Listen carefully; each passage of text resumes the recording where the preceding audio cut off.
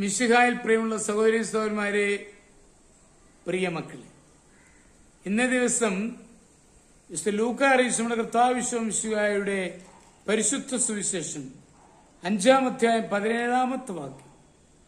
Saint Luke's gospel chapter 5 verse 17. രോഗികളെ സുഖപ്പെടുത്തുവാൻ കർത്താവിന്റെ ശക്തി അവനിൽ ഉണ്ടായിരുന്നു. സൗഖ്യമാക്കുവാനുള്ള ശക്തി കർത്താവിനോടുകൂടി ഉണ്ടായിരുന്നെന്ന് എടുത്തു പറഞ്ഞിരിക്കുന്നതിൽ നിന്ന് മനസ്സിലാകുന്നത് അതിന് സാധിക്കാത്ത അവസരങ്ങളും ഉണ്ടായിരുന്നെന്നാണ്.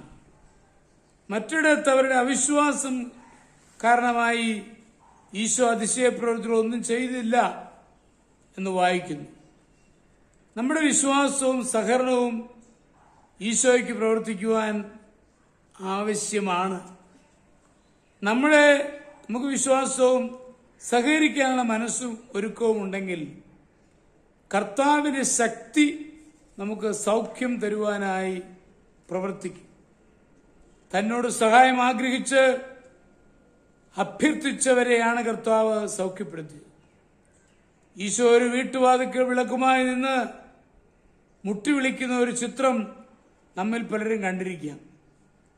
വാതിൽ പുറത്തുനിന്ന് തുറക്കുവാൻ താഴില്ല, അകത്തുനിന്ന് തുറന്നാൽ മാത്രമേ ഉള്ളിൽ പ്രവേശിക്കാൻ സാധിക്കൂ.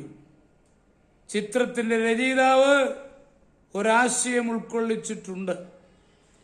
മനുഷ്യൻ സ്വയമായി ഹൃദയം തുറന്നാൽ മാത്രമേ കർത്താവിന് കടന്നു വരുവാൻ സാധിക്കുകയുള്ളൂ.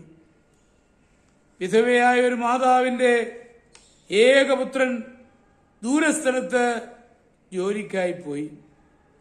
1 വർഷത്തിനു ശേഷം മടങ്ങി വന്ന മകനോട് അമ്മ പണമൊന്നും അയച്ചു തരാത്തതിൽ സങ്കടം പറഞ്ഞു. അമ്മേ, ഞാൻ എല്ലാ മാസവും പണം അയക്കുന്നുണ്ടായിരുന്നല്ലോ എന്ന് പറഞ്ഞ് മകനോട് അമ്മ മറുപടിയായി, കുറെ ചിത്രങ്ങളല്ലാതെ ഒന്നും കിട്ടിയിട്ടില്ല എന്ന് പറഞ്ഞു.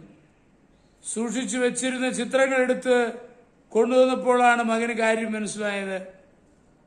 ബാങ്കിൽ നിന്നും വാങ്ങി അയച്ച ഡ്രാഫ്റ്റുകളെല്ലാം ചിത്രങ്ങളാണെന്ന് കരുതി സൂക്ഷിച്ചു വെച്ചിരിക്കുകയായിരുന്നു. കർത്താവ് തരുന്ന അനുഗ്രഹങ്ങളുടെ കാര്യവും ഇതുപോലെയാണ്. നമ്മുടെ വിശ്വാസവും സഹകരണവും കർത്താവിൽ നിന്ന് അനുഗ്രഹങ്ങൾ പ്രാപിക്കുവാൻ ആവശ്യമാണ്. കർത്താവിന്റെ അനുഗ്രഹദാനം സ്വീകരിക്കുവാൻ വിശ്വാസത്തിന്റെ പാത്രം നാം നീട്ടണം. നമ്മുടെ കർത്താവ് മിശിഹായുടെ കൃപയും പിതാവായ ദൈവത്തിന്റെ സ്നേഹവും പരിശുദ്ധാത്മാവിന്റെ സഹവാസവും നിങ്ങളെല്ലാവരോടും കൂടി ധാരാളമായിട്ടുണ്ടായിരിക്കട്ടെ, എപ്പോഴും എപ്പോഴും എന്നേക്കും. ആമേൻ.